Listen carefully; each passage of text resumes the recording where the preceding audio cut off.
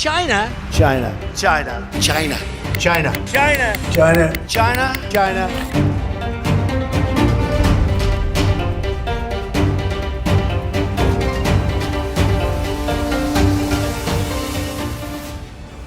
दोस्तों ज़रा एक तसव्वुर कीजिए कि एक दिन दुनिया की तमाम जो फैक्ट्रियां हैं वो बिल्कुल खामोश हो जाएंगी। ये जो आपको चलती फिरती गाड़ियां दिखाई देती हैं सड़कों पर, ये भी रुक जाएंगी। हमारे जो डिफेंस सिस्टम में जो मिसाइल हैं वो बिल्कुल अंधे हो जाएंगे, और जो विंड टर्बाइन्स हैं जिनसे हम एनर्जी हासिल करते हैं वो भी बिल्कुल साकित हो जाएं।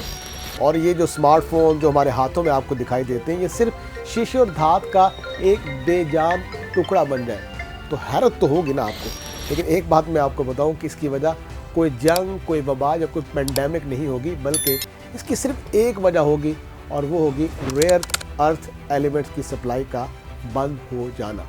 जी हाँ दोस्तों, रेयर अर्थ मिनरल वो ताकत हैं जो सारी दुनिया की जदीद टेक्नोलॉजी को कंट्रोल करने में बुनियादी हैसियत रखती है। और यही वो पस मंज़र है जिसमें जापान ने समुंदर की 6000 मीटर गहराई में उतरकर दुनिया को एक चौंका देने वाला झटका दिया है। आखिर जापान ने ऐसा क्या किया है कि चीन में भी खतरे की घंटियां बज उठी हैं, जो इस वक्त दुनिया की जो रेयर अर्थ मिनरल की जो चेन है उसके ऊपर हुक्मरानी कर रहा है। दोस्तों, दुनिया में जो नायाब ज़मीनें हैं या रेयर अर्थ एलिमेंट्स हैं, आज हर मुल्क की तरक्की, मईशत और दिफा का एक मरकज़ी सतून बन चुकी हैं। ये कुल 17 धातें हुआ करती हैं, जिनमें न्यूडीमियम, लिथियम, सीरियम, पॉसिडियम जैसी धातें भी शामिल हैं। अगर आलमी अंदाज़ों की बात की जाए तो एक जो जदीद गाड़ी है ना दोस्तों, उसमें तकरीबन औसतन 10 से 15 किलोग्राम रेयर अर्थ इस्तेमाल हुआ करती हैं। जी हाँ, 10 से 15 किलोग्राम। और एक जदीद विंड टर्बाइन को अगर हम देखें तो उसमें इसकी मिकदार 500 से 600 किलोग्राम तक जा पहुँचती है।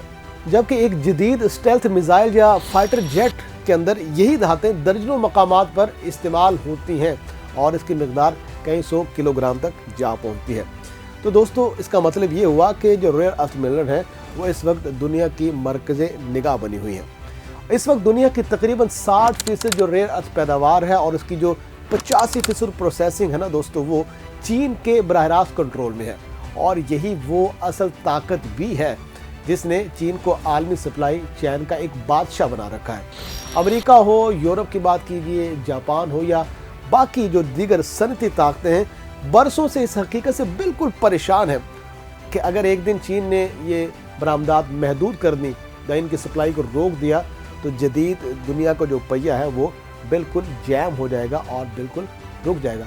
और ये कोई फिलोसफिकल बात नहीं है दोस्तों। 2010 में जापान ने ये झटका पहले ही महसूस कर लिया था, जब चीन ने एक सिफारती झगड़े के बाद, एक तनाज़े के बाद जापान को रेयर अर्थ की बरामदात आर्जी तौर पर रोक दी थी। और ये वो लम्हा था जिसमें जापान को ये एहसास हुआ कि अब उन्हें खुद इन्हिसारी की तरफ बढ़ना होगा, चीन पर इन्हिसार को कम करना होगा, चाहे उसके लिए उन्हें समुंदर की तह में ही क्यों ना उतरना पड़े। और फिर उन्होंने ये फ़ैसला किया, और अब उसके नताइज भी हम सब देख रहे हैं और दुनिया के सामने आना शुरू हो चुके हैं। दोस्तों, ये वो सोच थी जिसके तहत जापान ने हाल ही में जो पैसिफिक ओशन है ना, उसमें एक ऐसा कदम उठाया जिसने साइंसी और स्ट्रेटजिक दोनों हवालों से जो है वो एक बड़ा चौंका देने वाला इंकशाफ किया, और इसे तारीखी भी करार दिया जा रहा है। तो नाजरीन, जापान का एक तहकीकाती इदारा है जेमटेक, उसने दुनिया के जदीद तरीन गहरे समुंदर के जहाज चेक्यो को इस्तेमाल करते हुए 6000 मीटर की गहराई से रेयर अर्थ जो है ना उस पर मुश्तमिल एक समुद्री मिट्टी का नमूना हासिल किया है। अगर ये जो जिस गहराई की हम बात कर रहे हैं, ये तकरीबन उतनी ही है जितनी ऊंचाई में एक कमर्शियल जहाज़ फ़ज़ा में परवाज़ करता है। लेकिन जापान ने ये सफ़र आसमान की जानिब नहीं किया, बल्कि वो ज़मीन के अंदर, बल्कि उसकी तह के अंदर किया है, और फिर उसने वो नमूना हासिल कर लिया। दोस्तों, अब बात थोड़ी सी ना दिलचस्प मरहले में दाखिल हो रही है, जरा इसकी तफसीलात की तरफ बढ़ते हैं। तो मिनामी तोरिशिमा के अतराफ जो जापान के खुसूसी इक़्तिसादी जोन में शामिल है, उसमें मौजूद इन ज़खायर के बारे में ये अंदाज़ा है कि यहाँ 16 मिलियन टन से ज़ायद रेयर अर्थ मिट्टी मौजूद है। जी हाँ, 16 मिलियन टन, जो इससे दुनिया के जो बड़े तरीन ज़खायर हैं उनमें भी इसको शामिल करती है। और बाज़ जापानी जो माहिरीन हैं ان کا یہ اندازہ ہے کہ اگر اس ذخیرے میں صرف 10% بھی اگر قابل استعمال ہو جائے تو جاپان جو ہے وہ اپنی کئی آنے والی دہائیوں کی جو ضروریات ہے اسے پورا کرنے میں خود کفیل ہو جائے گا. اسے کسی چین کی یا کسی دوسرے ملک کی بالکل بھی ضرورت نہیں پڑے گی. اور یہ کامیابی جو ہے وہ ایک محض سائنسی تجربہ نہیں ہے بلکہ اقتصادی سلامتی کا اعلان بھی ہے. کیونکہ دوستو جاپانی سائنسی اور ٹیکنالوجی کے وزیر نے بڑے واضح الفاظ میں یہ کہا ہے کہ یہ دریافت چین کو سپلائی چین کی بلیک میل سے نکال کر باہر کھڑا کر دے گی اور پھر وہ خود انحصاری کی طرف آگے بڑھ سکے گا. لیکن اگر اس کی ٹائمنگ کی بات کی جائے دوستو اس کی جو پیش رفت ہے ایک ایسے وقت میں آئی ہے جب امریکہ وہ کھل کر چین کے جو معدنی جو غلبہ ہے اس کو توڑنے کی حکمت عملی پر کام کر رہا ہے, اس پر عمل درآمد ہے. دوستو اب دلچسپ بات یہ ہے کہ جب ہم امریکی اعداد و شمار کا جائزہ لیتے ہیں تو ان کے مطابق امریکہ کی اپنی جو ضروریات ہیں اس کا 80% جو ہے وہ چین سے پورا ہوتا ہے ریئر ارتھ منرل کے حوالے سے. حالانکہ امریکہ کے پاس خود بھی اس کے معدنی ذخائر موجود ہیں, اپنے ذخائر موجود ہیں, لیکن وہ ڈیپینڈنٹ ہے چین کے اوپر. مگر یہ ساری پروسیسنگ اور جو ماحولیات کے مسائل ہیں اس نے امریکہ کو اس حوالے سے پیچھے رکھا ہے. اس لیے امریکہ پوری کوشش میں ہے کہ جاپان ہو, آسٹریلیا ہو, کینیڈا ہو, اس کے ساتھ مل کر اس نے ایک منرل سیکیورٹی الائنس بھی بنا رکھا ہے.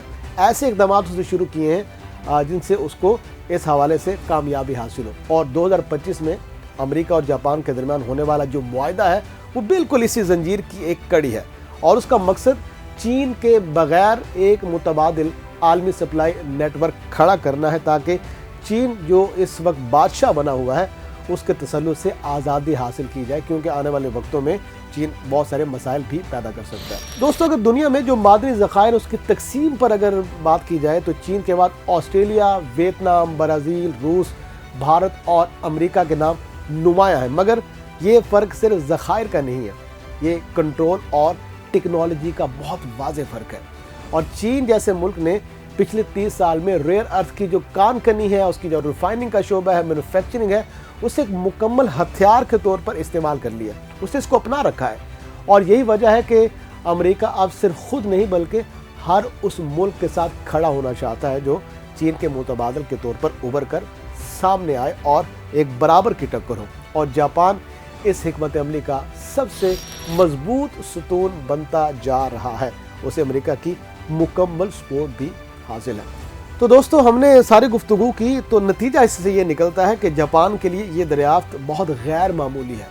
اس کی وجہ یہ ہے کہ جو 70% ریئر ارتھ درآمدات ہیں جاپان کی وہ چین سے ہی آتی نہیں ہیں, لیکن اب سمندر کی تہہ میں چھپے یہ ذخائر نہ صرف صنعت خود مختاری بلکہ اس کے لیے دفاعی آزادی کا راستہ بھی کھول سکتے ہیں. کیونکہ جب ہم جدید جنگ کے نقشے پر نظر دوڑاتے ہیں تو ہمیں لگتا ہے کہ یہاں پر ڈرونز ہیں, یہاں پہ سیٹلائٹس ہیں, جدید ریڈارز ہیں اور میزائل سسٹم فیصلہ کن کردار ادا کرتے ہیں. لیکن دوسری جانب جب ہم ریئر ارتھ منرل کی بات کرتے ہیں تو ہمیں یہ احساس بڑی شدت سے ہوتا ہے کہ یہ بھی کسی خاموش بارود سے کم نہیں ہے, کیونکہ تمام جدید ٹیکنالوجیز میں اس کا استعمال موجود ہے اور اس کے بغیر یہ نامکمل ہے. تو لہٰذا جو چکیو جہاز کی کامیابی ہے اس نے یہ ضرور ثابت کر دیا ہے کہ 6000 میٹر کی گہرائی میں جا کر نہ صرف نمونے حاصل کیے جا سکتے ہیں بلکہ مستقبل میں ایک کمرشل کان کنی بھی ممکن بنائی جا سکتی ہے. بہت سارے ماہرین اس حوالے سے بات ضرور کر رہے ہیں, لیکن بڑے پیمانے پر پیداوار میں ابھی بھی ان کا اندازہ ہے کہ 10 سے 15 سال کا وقت درکار ہوگا. لیکن اس ایک قدم نے طاقت کا جو توازن ہے اسے بدلنے کی ایک سمت ضرور واضح کر دی ہے کہ اب دنیا میں چین کے علاوہ دوسرے ممالک اور خاص طور پر جاپان بھی ایک بڑا کھلاڑی ہوگا ریئر ارتھ منرل کے حوالے سے. دوستو یہ صرف جاپان کی کہانی نہیں ہے, یہ آنے والے دور کی بھی ایک جھلک ہے.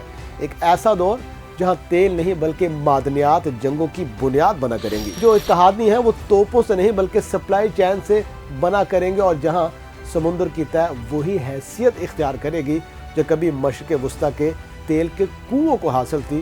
جی ہاں, وہی تیل کے کنویں جنہوں نے ان ممالک کو دنیا کے امیر ترین ممالک کے ساتھ میں کھڑا کرنے میں اہم کردار ادا کیا.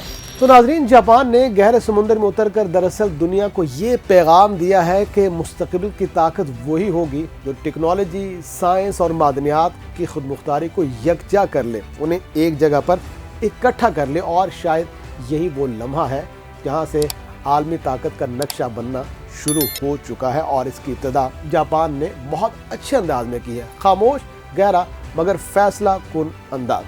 दोस्तों, अगर आपको ये वीडियो पसंद आई हो तो हिंगोल न्यूज़ को सब्सक्राइब करना मत भूलिएगा ताकि हमारे इस तरह की तमाम वीडियोस आप तक बराह रास्त पहुँच सकें।